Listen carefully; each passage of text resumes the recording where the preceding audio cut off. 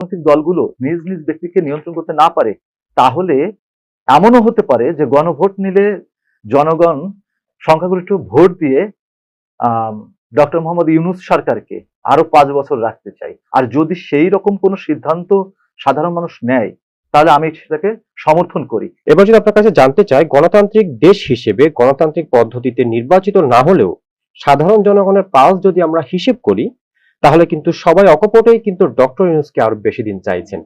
এটি কি আসলে ফলপ্রসূ হতে পারে? একটা অন্তর্বর্তীকালীন সরকার, এটা তো আসলে অস্থায়ী একটা সরকার।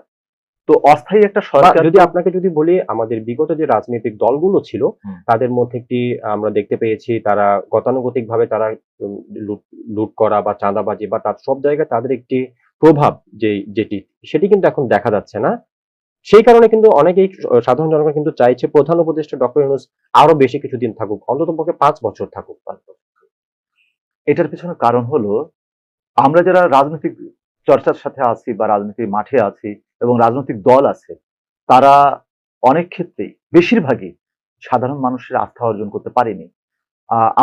আমরা আমাদের যেই বাজে প্রকৃতি, প্রবৃত্তি, সেটাকে আমরা নিয়ন্ত্রণ করতে পারিনি। আমাদের এখানে অনেক বেশি সমস্যা আছে। আপনি 5ই আগস্টের পরে দেখেন যে ফ্যাসিস্টের দোসররা চলে গেছে, যারা মাথা মতো সবাই হারিয়ে গেছে। তাদের যে কাজগুলো ছিল, চাঁদাবাজি, দুর্নীতি, সন্ত্রাসী কার্যক্রম, মানুষ খুন করা, সেই জায়গায় কিন্তু আপনারা একটা দল সরে গেছে আর একটা দল, সেখানে গোষ্ঠী সেখানে জেগে বসেছে। তো থামি নাই তো। এই যে বিষয়গুলো, যে দলের নাম দিয়ে এই মানুষগুলো করছে, এরা তো সন্ত্রাসী। আসলে একটা জায়গায় আর একটা সন্ত্রাসী জনগোষ্ঠী এসছে, এদের নিয়ন্ত্রণ করা খুবই জরুরি।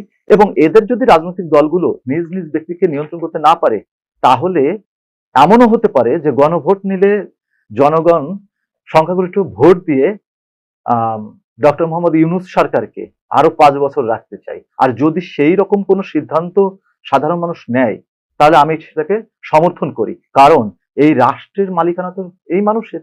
মালিকরা যখন চাইছে, তখন তুমি প্রতিনিধি, তুমি আমলা, তোমাদের গুনার সময় নাই। তাহলে আমরা বলতে পারি যে মালিক পক্ষ যারা, অর্থাৎ জনগণ, তারা কিন্তু গতানুগতিক ভাবে বা বিগত 54 বছর ধরে কিন্তু তারা দুর্নীতি দেখতে দেখতে বা লুট করা দেখতে দেখতে কষ্ট পেতে পেতে তারা কিন্তু এখন চাইছে নতুন কিছু হোক এবং একজন নির্ভরযোগ্য ভালো একজন মানুষের হাত ধরেই সেটি হোক। সেই ক্ষেত্রেই তারা প্রধান ডক্টর মোহাম্মদ ইউনূসকে চাইছেন।